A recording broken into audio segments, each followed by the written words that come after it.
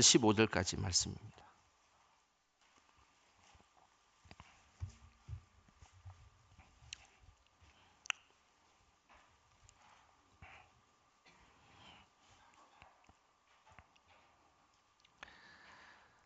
창세기 28장 10절에서 15절까지 한 목소리로 말씀 읽겠습니다. 야곱이 브엘세바에서 떠나 하란으로 향하여 가더니 한 곳에 이르러는 해가 진지라.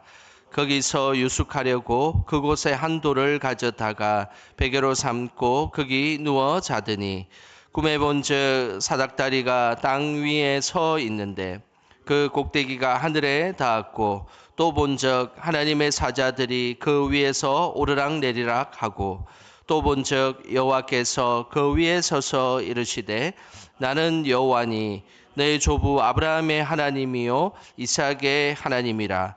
내가 누워있는 땅을 내가 너와 내 자손에게 주리니 내 자손이 땅의 티끌같이 되어 내가 서쪽과 동쪽과 북쪽과 남쪽으로 퍼져나갈지며 땅의 모든 족속이 너와 내 자손으로 말미암아 복을 받으리라. 내가 너와 함께 있어 내가 어디로 가든지 너를 지키며 너를 이끌어 이 땅으로 돌아오게 할지라. 내가 내게 허락한 것을 다 이루기까지 너를 떠나지 아니하리라 하신지라. 아멘. 자, 우리 옆 사람에게 새해 첫 금요 기도회니까 기도의 자리에 너무 잘 오셨습니다. 인사 한번 하겠습니다. 네. 오늘 기도의 자리에 너무 잘 오셨습니다. 네. 2025년 새해가 시작이 됐습니다. 근데 사실 벌써 며칠이 지났나요? 3일이 지났습니다. 어떻게 작심삼일이 무너질 위기에 있는데 우리 성도님들은 올 한 해 어떤 계획을 세우시고 그리고 3일 동안 잘 지키고 계십니까? 예, 보니까 잘 지키고 계신 것 같아요. 특별히 이 기도의 자리에 오신 분들은 그래도 내가 올 한 해 기도 열심히 해야지라는 계획을 세우신 분들은 아마 오늘 계획대로 기도의 자리에 너무 잘 오셨습니다. 믿음의 사람들은 세상 사람들과 다른 점이 있습니다. 그것은 똑같은 계획을 세워도 그 계획에 대해서 하나님이 함께 하실 것이다. 그리고 하나님께서 힘주시고 또 하나님께서 도와주실 것이다 라는 믿음을 가지고 있습니다. 그것이 바로 믿음의 사람의 특징입니다. 우리가 비록 계획을 세우고 많은 것들을 우리가 꿈꾸지만 사실은 그 계획을 이루시는 분은 우리 하나님이십니다. 그래서 믿음의 사람은 혼자 살아가는 것처럼 살아가지만 그러나 사실은 하나님이 늘 우리에게 힘 주시고 도움 주시고 능력 주셔서 그 일을 감당하게 되는 것입니다. 김원태 목사님이 쓴 인생혁명이라는 책이 있습니다.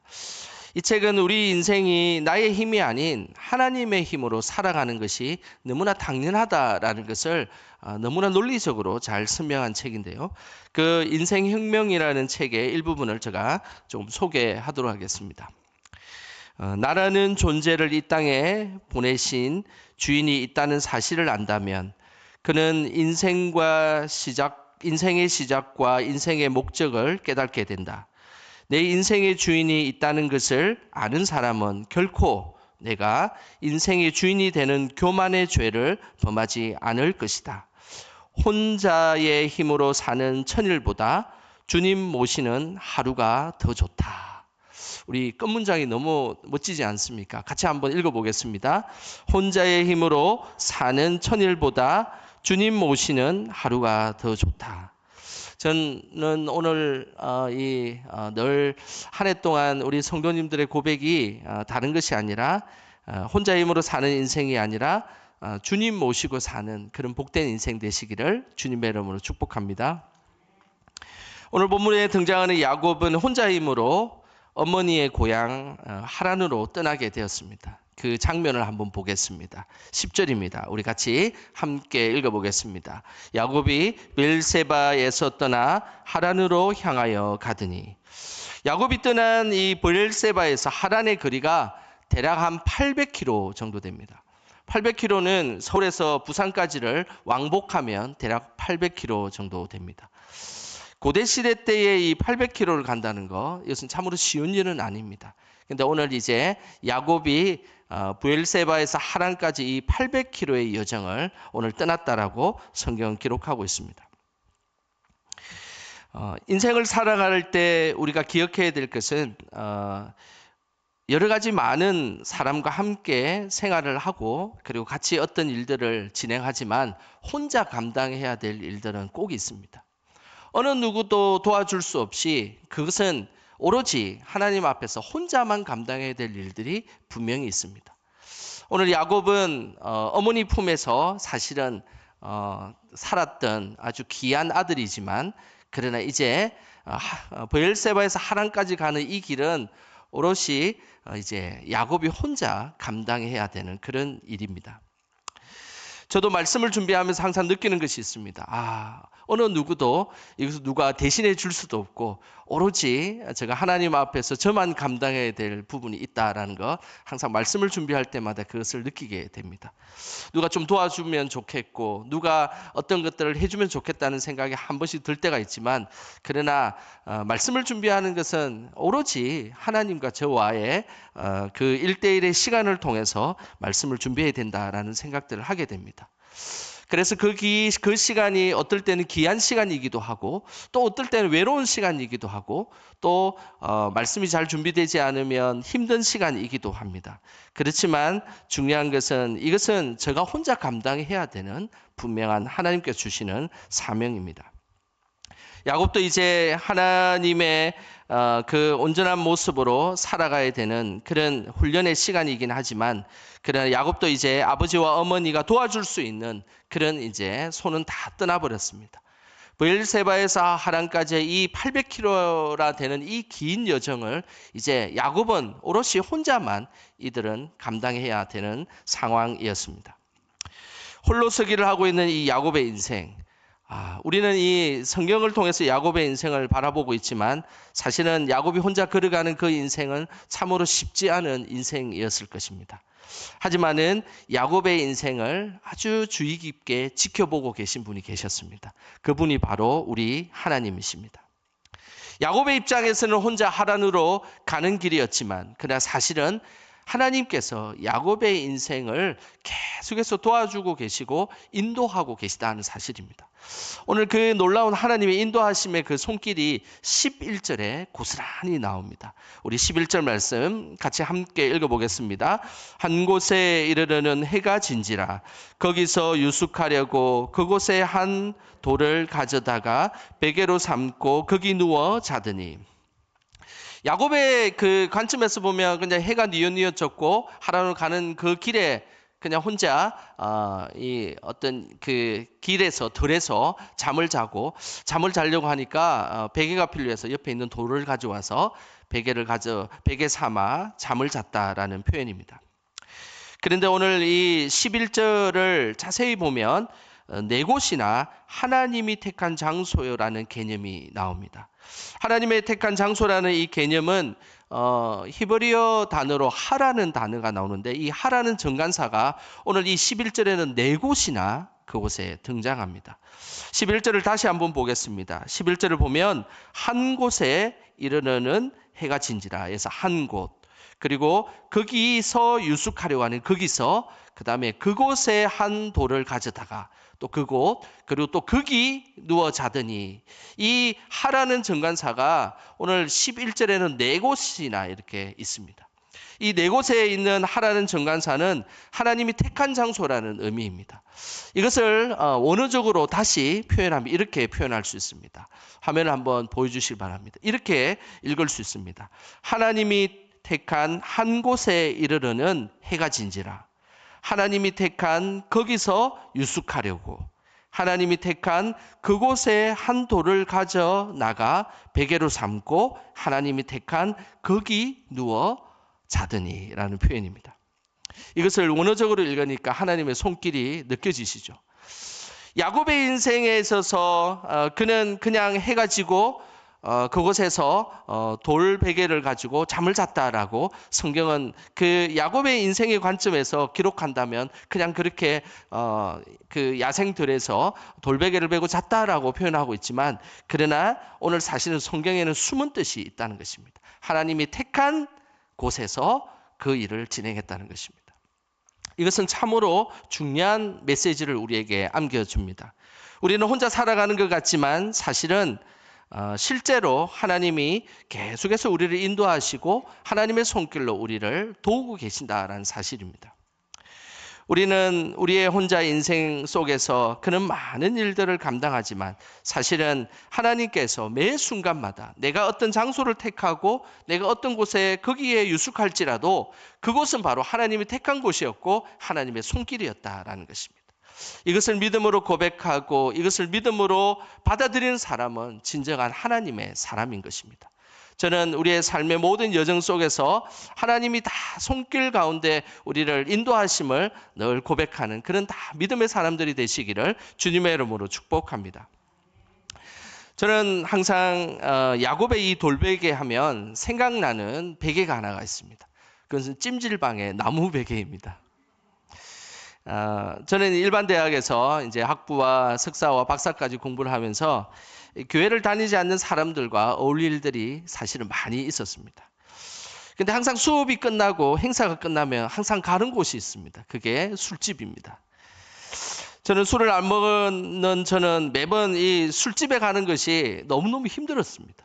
그런데 뭐 동료들하고 안 어울릴 수도 없고, 그리고 사실은 이제 이 박사 논문을 앞두고 있으면 교수님의 그 말 한마디가 한 학기가 또 연기되고 또 연기될 수 있습니다. 자네는 좀 부족하니까 한 학기 더 하자 이러면 그냥 한 학기 더 해야 되는 겁니다. 그러니 뭐 어떤 그 학생의 신분으로 살아간다는 것, 그 참으로 힘든 일이고 어려운 일이었습니다. 항상 이 그 행사와 수업이 끝나면 저녁 때, 이 특별히 이 금요일 저녁 때는 유난히 술을 마시러 가자고 그렇게 다들 이야기를 합니다. 그래서 저는 이제 술을 마실 수는 없고 항상 옆에 앉아가지고 안주만 야금야금 먹고, 그러니까 별로 좋아하지 않더라고요. 그래서 좀 생각을 해봤습니다. 어떻게 하면 이 동료들과 좀 친할 수 있을까? 그리고 교수님들하고 좀 친할 수 있을까? 그런 생각들을 해본 끝에 내가 이들을 위해서 운전을 좀 해줘야겠다라고 생각이 들었습니다. 그래서 술은 먹지는 않지만 집 방향이 비슷한 동료들과 교수님을 대신해서 운전을 해주겠다라고 선언을 했습니다. 그러니까 오히려 같이 저와 술자리 하는 것을 더 좋아하고 항상 술자리 할 때마다 저랑 같이 가자고 그렇게 이야기를 해 주었습니다. 그렇게 공부하는 동안에 믿지 않는 사람들과 그렇게 어울리면서 그렇게 공부했던 시절들이 있었습니다. 이렇게 운전을 해주고 나면 밤늦게 사실은 술을 먹다 보면 시간이 계속 흘러서 이 대중교통에 탈 수 있는 그 여건들이 다 끊어지는 때가 종종 있었습니다. 그리고 나서 이제 다 데려다주고 운전해서 집에까지 데려다주고 나서 이제 집에 가려고 하니까 택시를 타야 되는데 공부할 때여서 주머니 사정이 뻔하지 않습니까? 택시 타기는 너무 아까웠습니다. 그러면 자주 가는 곳이 바로 가까운 찜질방을 찾아서 그곳에서 잠을 잤던 기억이 있습니다. 찜질방에 찜질복을 갈아입고 나무 베개를 이렇게 탁 베고 있으면 항상 떠올랐던 말씀이 오늘 이 본문의 말씀이었습니다. 야곱이 이 하란으로 가는 길에 돌베개를 베고 잠을 잤던 그것이 항상 저는 떠올랐습니다. 그래서 찜질방에서 나무 베개를 벨 때마다 야곱의 돌베개는 저의 찜질방의 나무 베개다라고 항상 생각을 했던 기억이 있습니다.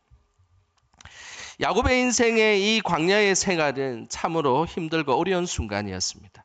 하지만 그 힘든 순간에 야곱은 결코 혼자가 아니었습니다. 하나님이 함께 하셨습니다. 우리들의 삶에도 마찬가지입니다. 우리는 고달픈 일들도 있고 우리가 교회는 다니지만 세상 사람들과 어울려야 하고 그리고 세상 문화에 자연스럽게 우리가 그곳에 있어야 되는 일들이 참으로 많습니다. 그때마다 우리는 결코 혼자가 아니라 늘 하나님이 동행한다는 사실을 잊지 않으시기를 주님의 이름으로 축복합니다. 야곱은 자신의 삶에 하나님이 이제 자신을 찾아오고 계시고 실제적으로 자신을 드러내고 있다는 사실을 꿈을 통해서 알게 되었습니다. 오늘 그 꿈 장면이 12절에 나오는데요. 12절 같이 함께 읽어보겠습니다. 꿈에 본즉 사닥다리가 땅 위에 서 있는데 그 꼭대기가 하늘에 닿았고 또 본즉 하나님의 사자들이 그 위에서 오르락 내리락 하고. 하나님은 꿈에 야곱과 이 귀한 친밀한 교제를 하나님께서 행하셨습니다.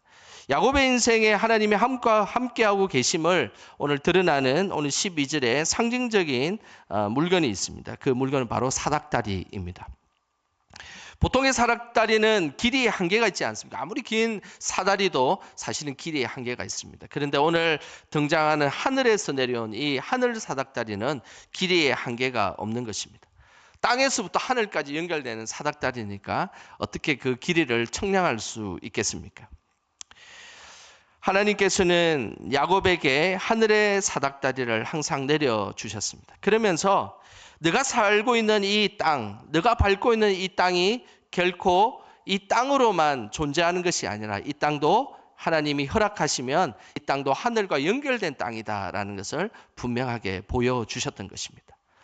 눈으로 볼 때는 이 땅이 그냥 내가 살아가는 척박한 환경이고 어쩔 수 없이 살아가야 되는 그런 순간의 땅이지만 그러나 그럼에도 불구하고 하나님이 역사하시면 그 땅도 하늘과 연결될 수 있다는 그런 믿음의 꿈을 보여주셨던 것입니다. 야곱은 이 땅이 전부인 것처럼 살고 있었지만 하나님은 야곱에게 이 땅의 삶은 하늘과 연결되어 있음을 분명하게 말씀하셨습니다. 우리도 이 땅의 삶이 전부인 것처럼 살지 않기를 주님의 이름으로 소망합니다. 우리의 삶은 항상 하나님과 연결되어 있고 하늘과 연결된 곳임을 우리는 잊지 않아야 하는 것입니다. 하나님이 야곱에게 두 가지를 약속하셨습니다. 먼저 13절입니다. 또 본즉 여호와께서 그 위에 서서 이르시되 나는 여호와니 너의 조부 아브라함의 하나님이요 이삭의 하나님이라. 내가 누워있는 땅을 내가 너와 내 자손에게 주리니. 하나님은 야곱에게 지금 이 땅이 하늘과 연결된 땅인데 중요한 것은 이 땅도 이제 너의 자손에게 줄 것이고 너에게도 줄 것이다 라는 약속을 하셨습니다. 그리고 또 한 가지의 약속은 15절에 나옵니다. 내가 너와 함께 있을 것이다 라는 약속입니다. 내가 너와 함께 있어 내가 어디로 가든지 너를 지키며 너를 이끌어 이 땅으로 돌아오게 할지라. 내가 내게 허락한 것을 다 이루기까지 너를 떠나지 아니하리라 하신지라.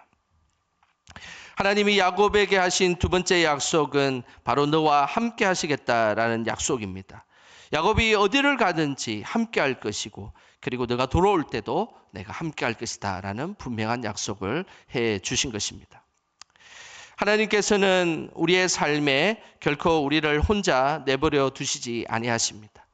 어떨 때는 이 땅에 살아가는 우리의 삶에 도움의 손길을 통해서 분명히 살아갈 수 있도록 힘을 주시고 또 어떨 때는 막막하여서 어떤 비전과 꿈도 보이지 않을지라도 하나님은 다시 우리의 영안을 열어주셔서 너가 혼자 사는 인생이 아니라 내가 너와 함께 할 것이다 라는 믿음으로 우리의 영안을 열어주신다는 사실입니다. 올 한 해 우리 성도님들 나름의 계획을 세우고 여러 가지 시작을 아마 했을 거라 생각합니다. 저는 바라기에 그곳이 하나님을 만나는 귀한 시간이 되시기를 주님의 이름으로 축복합니다. 뿐만 아니라 그것은 나의 계획이 아니라 하나님의 계획으로 바꾸시길 바랍니다. 그리고 내 힘으로 그 계획을 이루려고 하는 것이 아니라 하나님을 의지함으로 하나님과 함께 그 계획을 이루어 가시길 바랍니다. 그러면 이제 2025년 연말이 되어서는 하나님께서 기뻐하시는 열매들이 우리의 삶에 가득하게 맺히게 될 것입니다. 올 한 해 하늘과 땅을 연결해 주시는 그 하나님과 동행함을 통하여서 늘 승리하며 귀한 열매 맺는 우리 모두 되시기를 주님의 이름으로 축원합니다.